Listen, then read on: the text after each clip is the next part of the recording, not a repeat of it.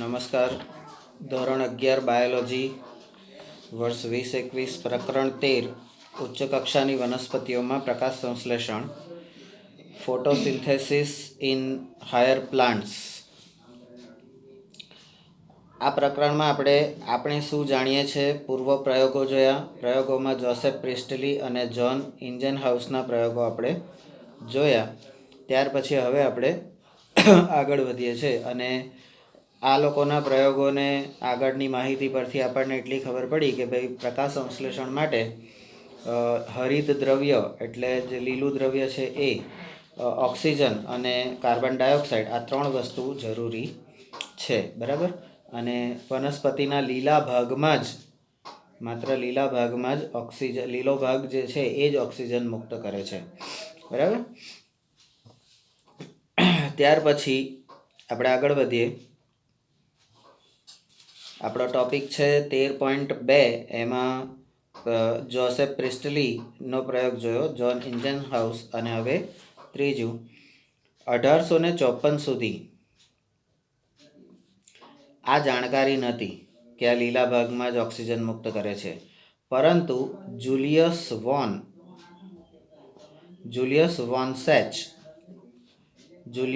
વોન્સેચ નામના વૈજ્ઞાનિક, એટલે આ ત્રીજો વૈજ્ઞાનિક આવી ગયો તમારો. બરાબર. તો જુલિયસ વોન્સેચ નામના વૈજ્ઞાનિકે પુરાવા સાથે એ સાબિત કર્યું. હવે જે પુરાવા સાથે સાબિત કરે તો લોકોએ માનવું જ પડે. બરાબર. શું સાબિત કર્યું? તો એણે જે સાબિત કર્યું કે જ્યારે વનસ્પતિ વૃદ્ધિ કરે છે, વનસ્પતિ જ્યારે વિકાસ પામે છે, વૃદ્ધિ કરે છે, ત્યારે ગ્લુકોઝ એટલે કે શર્કરા ઉત્પન્ન થાય છે. અને આ શર્કરા એટલે આપણે એટીપી સ્વરૂપે નિર્માણ થાય છે, એડિનોસાઇન ટ્રાઇફોસ્ફેટ. બરાબર.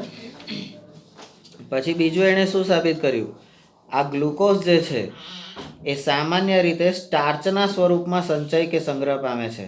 એટલે પાંદડાની અંદર સ્ટાર્ચ હોય છે, એ આપણને ખબર છે. આપણે સ્ટાર્ચ માટેના પ્રયોગો કરી ચૂકેલા છે કે ભાઈ બંધ બેલજારમાં છોડ મૂકીએ તો એ ધોળો થઈ જાય, પાંદડા બધા સફેદ થઈ જાય. બરાબર. જ્યાં સ્ટાર્ચની હાજરી બતાવે છે. તો ગ્લુકોઝ એ સ્ટાર્ચના રૂપમાં સંચય કે સંગ્રહ પામે છે. અને ત્રીજું એણે શું કર્યું? તો કે એ પછી, એટલે કે ત્યારબાદ અભ્યાસ પરથી, એટલે આ જુલિયસ વોન્સેચે આ 2 વસ્તુ એણે સાબિત કરી કે ભાઈ વનસ્પતિ વૃદ્ધિ કરે છે ત્યારે ગ્લુકોઝ ઉત્પન્ન થાય છે અને આ ગ્લુકોઝ એ સ્ટાર્ચના સ્વરૂપમાં હોય છે. ત્યારબાદ અભ્યાસ પરથી જાણી શકાયું. પછી એમાં એ જ દિશામાં આગળ રિસર્ચ ચાલ્યું, અભ્યાસ ચાલ્યો. અને એમાં પરથી જાણી શકાયું કે વનસ્પતિમાંનો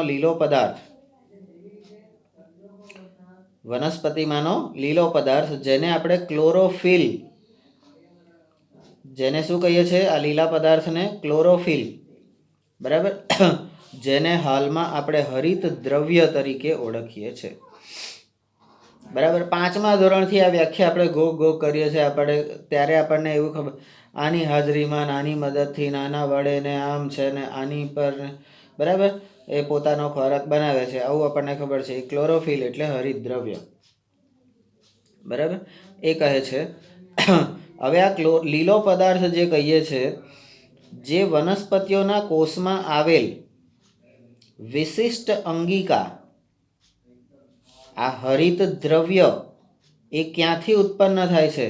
તો એ વિશિષ્ટ અંગિકા છે, જેને આપણે હરિત કણ તરીકે જાણીએ છીએ. એટલે હરિત કણમાં, વનસ્પતિના કોષમાં હરિત કણ હોય છે અને હરિત કણ આ હરિત દ્રવ્ય એટલે કે ક્લોરોફિલનો સ્ત્રાવ કરે છે. ખબર પડી? હા.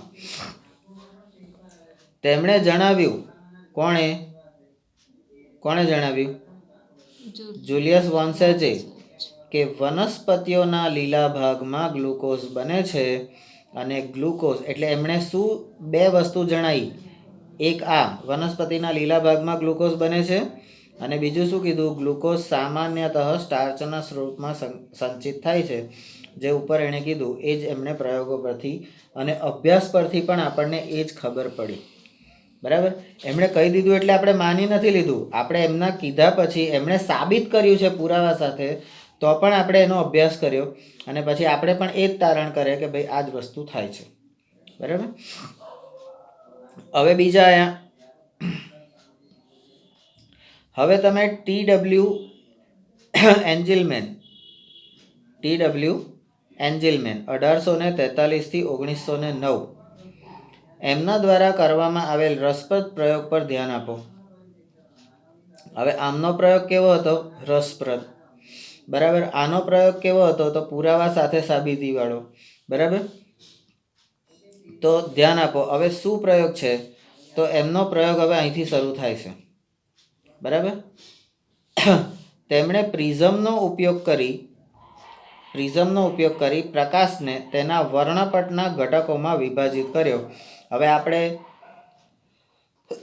માનવ આંખ અને રંગબેરંગી દુનિયા એની અંદર આપણે ભણી ગયેલા છે કે પ્રિઝમનો ઉપયોગ કરીને શ્વેત પ્રકાશનું 7 ઘટક રંગોમાં વિભાજિત થઈ શકે છે. બરાબર. તો એણે વિભાજિત કર્યો. પછી એણે શું કર્યું? તો કે નંબર 2, પણ પછી એક લીલી લીલ એણે પછી શું કર્યું? લીલી લીલ, અને લીલી લીલને શું કહે છે? ક્લેડોફોરા. આ લીલી લીલનું નામ શું છે? ક્લેડોફોરા. બરાબર. એને જારક બેક્ટેરિયા યુક્ત દ્રાવણમાં રાખી હતી. જારક બેક્ટેરિયા યુક્ત એટલે જ્યાં ઓક્સિજનની હાજરી હોય. જારક એટલે બરાબર.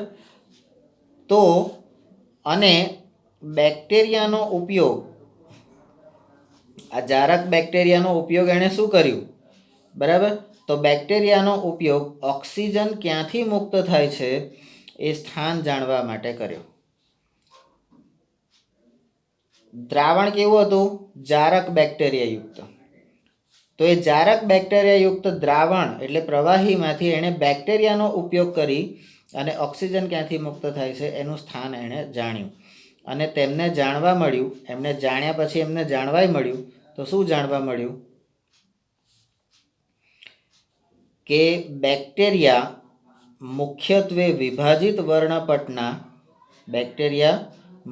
વિભાજિત વર્ણપટના વાદળી તેમજ લાલ પ્રકાશના વિસ્તારોમાં એકત્રિત થયા હતા. દ્રાવણમાં બેક્ટેરિયા ક્યાં જતા રહ્યા? તો કે વાદળી અને લાલ પ્રકાશના વિસ્તારોમાં એકત્રિત થઈ ગયા. બરાબર. તો એ પછીનો મુદ્દો. તો આ રીતે પ્રકાશ સંશ્લેષણના પ્રથમ સક્રિય વર્ણપટ, ફર્સ્ટ એક્શન સ્પેક્ટ્રમ, એનું પ્રથમ વર્ણન કરવામાં આવેલું હતું. પ્રકાશ સંશ્લેષણનો સક્રિય વર્ણપટ કે જે વર્ણપટમાં તમને ખબર પડે કે ભાઈ આ બેક્ટેરિયા એ વાદળી અને લાલ પ્રકાશના વિસ્તારોમાં એકત્રિત થયા અને ઓક્સિજન મુક્ત થયો. બરાબર. બીજું શું થયું? તે મોટે ભાગે આ વર્ણપટનું વર્ણન કર્યું. તે મોટે ભાગે ક્લોરોફિલ એ તેમજ ક્લોરોફિલ બીના શોષણ વર્ણપટ સાથે, સક્રિય વર્ણપટ અને શોષણ વર્ણપટ સાથે લગભગ સમાનતા ધરાવે છે. વિભાગ 13.4માં વર્ણન કરેલ છે. આનું 13.4 જ્યારે આવશે એમાં એટલે આ શોષણ વર્ણપટ અને સક્રિય વર્ણપટ એનું આપણે વર્ણન કરેલું હશે. આ રહ્યું અહીંયા, આ ક્લોરોફિલ એ ને ક્લોરોફિલ બી વાળું. બરાબર. ત્યાર પછી 19મી સદીના મધ્ય સુધી, એટલે આ 4 જણે જે કર્યું એ પછી 19મી સદીના મધ્ય સુધી વનસ્પતિમાં પ્રકાશ સંશ્લેષણ વિશે બધી જ મુખ્ય વિશિષ્ટતાઓ અંગેની જાણકારી પ્રાપ્ત થઈ ગઈ હતી. હવે 19મી સદીનો મધ્ય ભાગ. બરાબર. એટલે 19મી સદી એટલે 1801 થી 1900 સુધીની સદી. બરાબર. તો એનો મધ્ય ભાગ એટલે આ 50ની આસપાસ એટલે મધ્ય ભાગ થઈ ગયો. બરાબર. તો ત્યાં સુધી વનસ્પતિની અંદર પ્રકાશ સંશ્લેષણ વિશે બધી જ મુખ્ય વિશિષ્ટતાઓ જે એની વિશેષતાઓ હતી એ બધી જાણકારી પ્રાપ્ત થઈ ગઈ હતી. હવે એ કઈ કઈ જાણકારી હતી?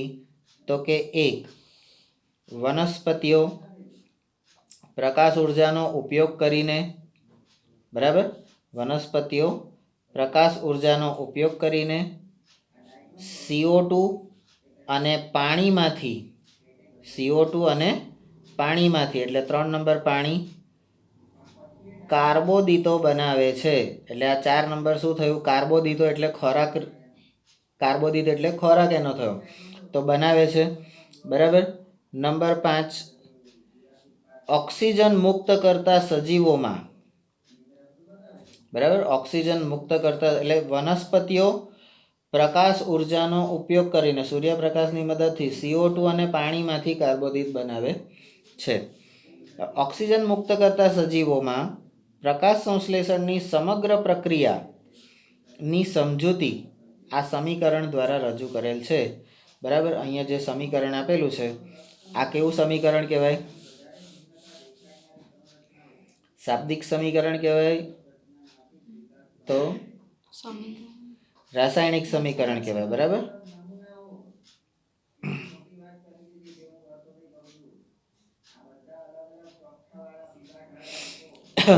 હવે શું સમીકરણ છે? તો CO2 શું છે? CO2 શું છે? Carbon dioxide. H2O શું છે? પાણી. તો CO2 અને પાણી એનો પ્રકાશ એટલે પ્રકાશની મદદથી આ જે ભાગ છે શું છે? તો કાર્બોદિત અને ઓક્સિજન મુક્ત કરે છે. બરાબર. હવે જ્યાં આ શું છે? તો એનું નામ પણ અહીં આપેલું છે. જ્યાં CH2O એક કાર્બોદિત પદાર્થ છે, જેવા કે ગ્લુકોઝ જેવા કાર્બોદિત પદાર્થ છે, અને ગ્લુકોઝ 6 કાર્બન ધરાવતી શર્કરા છે. આ ગ્લુકોઝ જે છે એ કેટલા કાર્બન ધરાવે છે? 6. બરાબર. 6 કાર્બન. એટલે ગ્લુકોઝની અણુશૃંખલા આપણે કરીએ તો C એવા 6 આપણે કરવા પડે. બરાબર. ચલો, ત્યાર પછી હવે બીજા પાછા ભાઈ આયા. હવે કોર્નેલિયસ વાન નીલ એમણે 1897 થી 1985 સુધીના સમયગાળામાં થઈ ગયા. આ નામના સૂક્ષ્મજીવ વૈજ્ઞાનિકે પ્રકાશ સંશ્લેષણની સમજૂતી માટે મહત્વનું યોગદાન આપ્યું. હવે બધા શેના માટેની વાત કરે છે? જુદા જુદા પ્રયોગો દ્વારા પ્રકાશ સંશ્લેષણ વિશે. એટલે આપણે અહીંયા વૈજ્ઞાનિકોના નામ લખવાના, એમણે કરેલો પ્રયોગ અને એનું તારણ. બરાબર. આટલો એક ચાર્ટ તમે બનાવી શકો, બનાવવો હોય તો. બરાબર. હવે તેમનો અભ્યાસ, આ કોર્નેલિયસ વાન નીલનો અભ્યાસ શું હતો? તો કે જાંબલી તેમજ લીલા રંગના બેક્ટેરિયા પર આધારિત હતો. બરાબર. અહીંયા આગળ આમણે જારક બેક્ટેરિયાનો ઉપયોગ કર્યો. બરાબર. આમણે આ 3નો ઉપયોગ કર્યો. પેલાએ વર્ણપટનો ઉપયોગ કર્યો. બરાબર. આણે બેક્ટેરિયાના કલરિંગ બેક્ટેરિયાનો ઉપયોગ કર્યો. જાંબલી તેમજ લીલા રંગના બેક્ટેરિયાનો ઉપયોગ કર્યો. અને તેઓએ જણાવ્યું કે પ્રકાશ સંશ્લેષણ આવશ્યક રીતે એક પ્રકાશ આધારિત પ્રતિક્રિયા છે. એટલે અહીંયા આગળ તમને પ્રકાશ સંશ્લેષણની જે પ્રક્રિયા છે એના ગુણધર્મો મળ્યા. એ પ્રકાશ આધારિત પ્રતિક્રિયા છે. પ્રતિક્રિયા એટલે કોઈ ક્રિયા થતી હોય એની પ્રતિક્રિયા. બરાબર. જેમાં યોગ્ય ઓક્સિડાઇઝેબલ સંયોજનમાંથી પ્રાપ્ત થતા હાઇડ્રોજન કાર્બન ડાયોક્સાઇડનું રિડક્શન કરે. હાઇડ્રોજન એ કાર્બન ડાયોક્સાઇડનું રિડક્શન કરી અને કાર્બોદિત પદાર્થનું નિર્માણ કરે છે. નીચે આપેલા સમીકરણથી સમજાવવામાં આવે છે. બરાબર. અહીંયા હાઇડ્રોજન, આ જે રાસાયણિક પ્રક્રિયાનું શબ્દ અહીંયા આપેલા છે, હાઇડ્રોજન. બરાબર. પણ કેવા હાઇડ્રોજન? તો કે ઓક્સિડાઇઝેબલ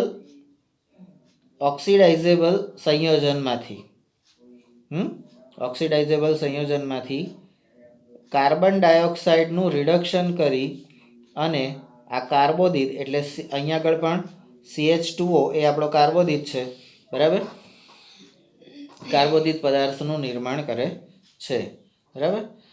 ત્યાર પછી જી, હવે કે છે લીલી વનસ્પતિઓમાં, હવે અહીંયા પાણી ઉત્પન્ન થયું, શું કરે છે,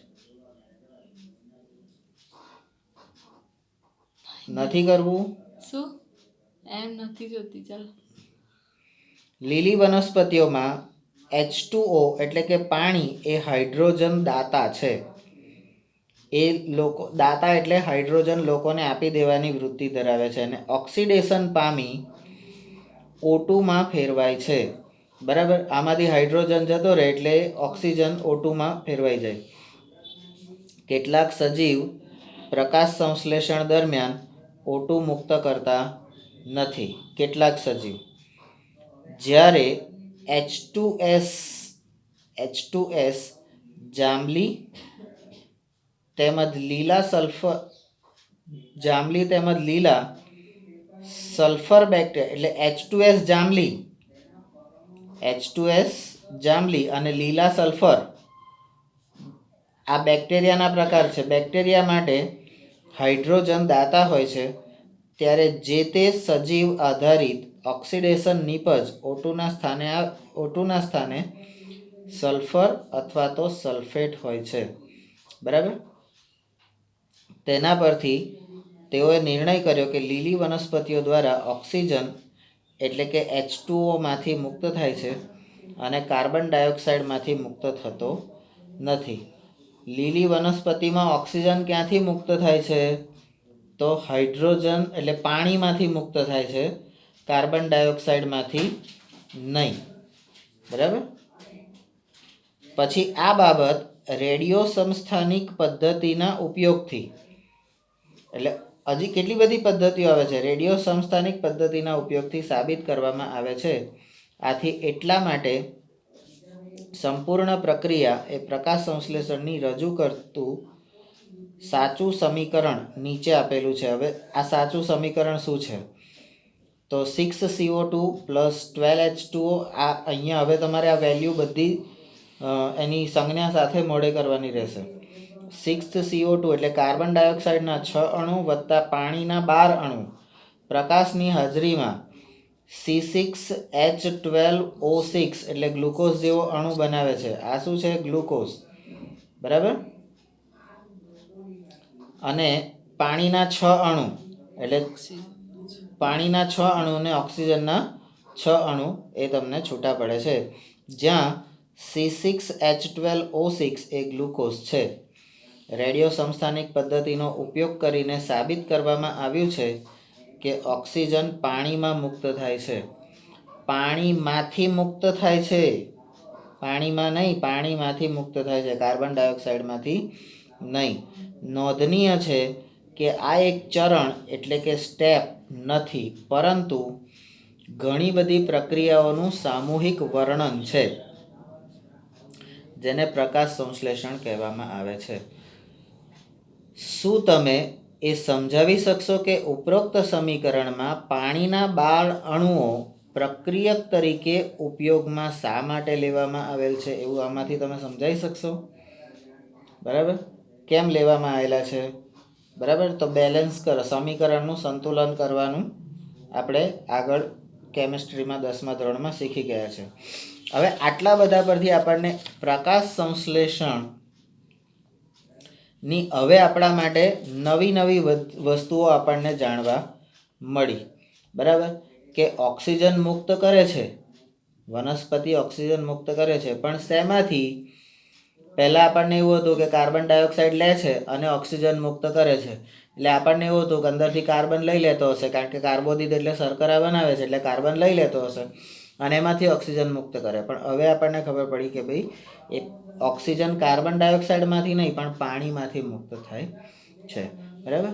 તો આ રીતે પ્રકાશ સંશ્લેષણના પ્રારંભિક પ્રયોગો એ કેટલા બધા પ્રયોગો છે, G સુધીના પ્રયોગો એટલે લગભગ 7-8 પ્રયોગો છે એ જુદા જુદા વૈજ્ઞાનિકોએ જુદા જુદા સમયમાં કર્યા છે. એનો આપણે અભ્યાસ કરવાનો રહેશે અને એનો ચાર્ટ સ્વરૂપે કદાચ તમને આપેલું હશે, એ રીતે જોઈ લેવાનું. હવે કહે છે પ્રકાશ સંશ્લેષણ ક્યાં થાય છે એ આપણે ભણવાનું રહેશે. નમસ્તે.